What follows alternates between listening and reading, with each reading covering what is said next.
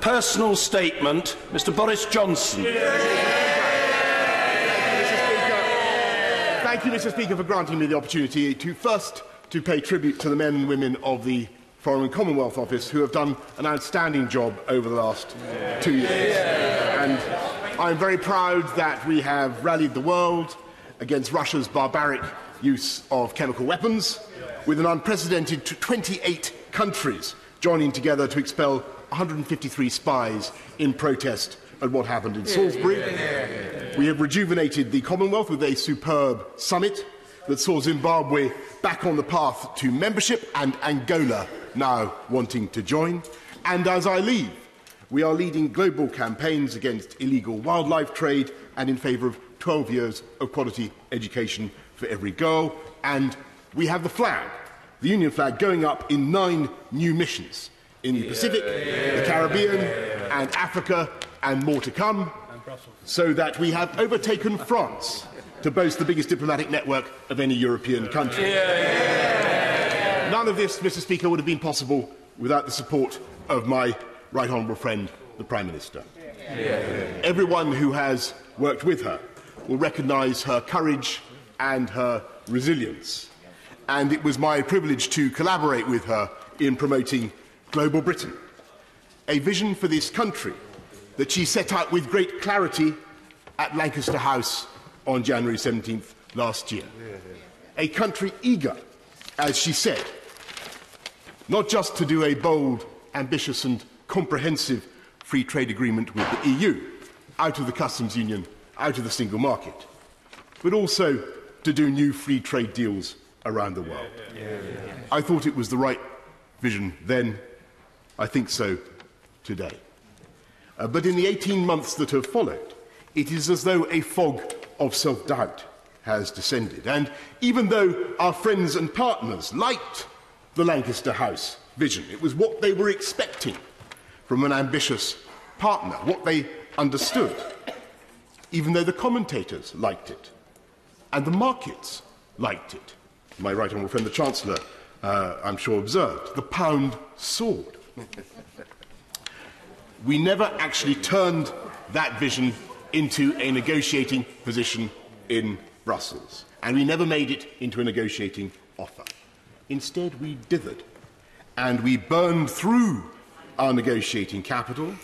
We agreed to hand over a £40 billion exit fee with no discussion of our future economic relationship. We accepted the jurisdiction of the European Court over key aspects of the withdrawal agreement. And worst of all, we allowed the question of the Northern Irish border, which had hitherto been assumed on all sides to be readily soluble, to become so politically charged as to dominate the debate. Order. The statement by the right honourable gentleman must be heard, and by long-standing convention it is heard with courtesy and without heckling. Mr. Boris Johnson. Mr. Speaker, I'm grateful. No one on either side of this House or anywhere wants a hard border. You couldn't construct one if you tried. But there certainly can be different rules north and south of the border to reflect the fact that there are 2 different jurisdictions. In fact, there already are. There can be checks away from the border and technical solutions, as the Prime Minister rightly described at Mansion House. In fact, there already are.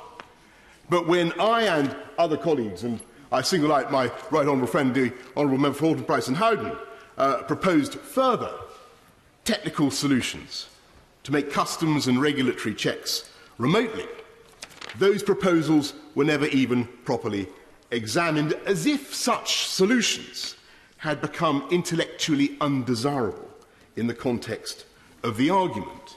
And somehow, after the December joint report, whose backstop arrangement we were all told was entirely provisional, never to be invoked, it became taboo even to discuss technical fixes.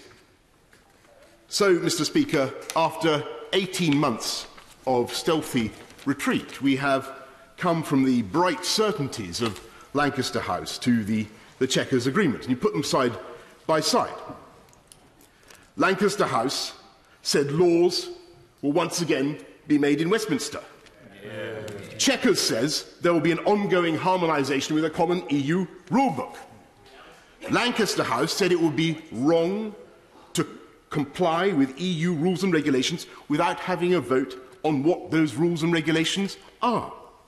Chequers now makes us rules takers. Lancaster House said we don't want anything that leaves us half in, half out, and we do not seek to hold on to bits of membership as we leave. Chequers says that we will remain in lockstep on goods and agri-foods and much more besides, with disputes ultimately adjudicated by the European Court of Justice. Far from making laws in Westminster, there are large sectors in which ministers will have no power to initiate, innovate, or even deviate.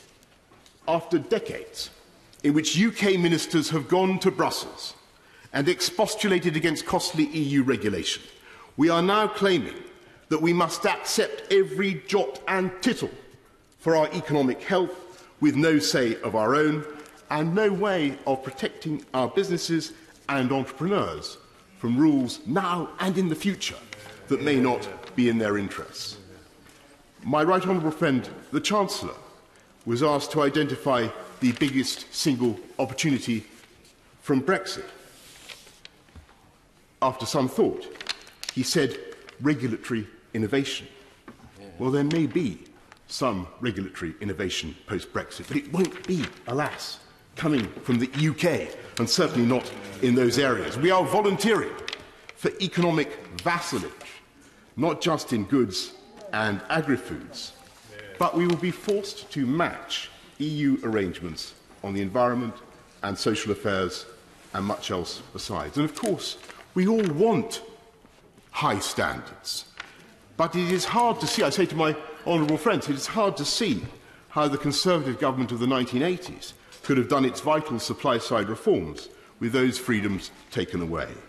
And the result of accepting the EU's rule books and of our proposals for a fantastical Heath-Robinson customs arrangement is that we have much less scope to do free trade deals, as the Chequers paper actually acknowledges, and which we should all, frankly, acknowledge.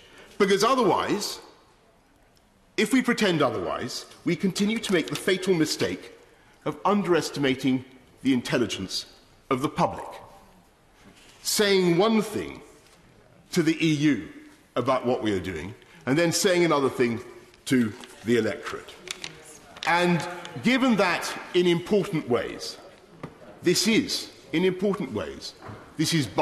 or Brino or Brexit in name only, I'm of course unable to accept it, as I said, or to support it, as I said in the Cabinet session at Chequers. And I'm happy now to speak out against it and be able to do so. Mr. Speaker, it is not too late to save Brexit. We have time in these negotiations. We have changed tack once, and we can change again. The problem is not that we failed to make the case for a free trade agreement of the kind spelt out at Lancaster House. We haven't even tried. We must try now, because we will not get another chance to get it right. And it is absolute nonsense to imagine, as I fear some of my colleagues do, that we can somehow afford to make a botched treaty now and then break and reset the bone later on. Because we have seen, even in these talks, how the supposedly provisional becomes eternal. And we have the time, and I believe the Prime Minister has the support of Parliament. Remember the enthusiasm for Lancaster House and for Mansion House. And it was clear last night, that there is no majority in this House for a return to the customs union.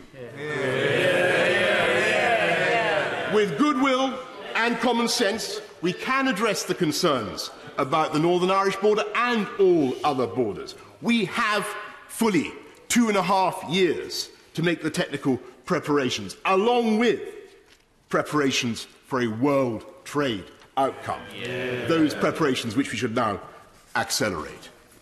We should not and need not be stampeded by anyone. But let us, again, aim explicitly for that glorious vision of Lancaster House, a strong, independent, self-governing Britain that is genuinely open to the world, not the miserable, permanent limbo of Chequers, not the democratic disaster of ongoing harmonisation with no way out and no say for the UK. We need to take one decision now before all others, and that is to believe in this country and in what it can do. Because I can tell you, Mr. Speaker, that the UK's admirers, and there are millions, if not billions, across the world, are fully expecting us to do what we said and to take back control and to be able to set new standards for technologies in which we excel, to behave not as rules takers, but as great independent actors on the world stage, and to do free trade deals, proper free trade deals for the benefit and the prosperity of the British people. That was the vision of Brexit that we fought for. That was the vision that the Prime Minister rightly described last year. That is the prize that is still attainable. There is time. And if the Prime Minister can fix that vision once again before us, then I believe she can deliver a great Brexit for Britain, with a positive, self-confident approach that will unite this party, unite this House, and unite this country as well. Yeah!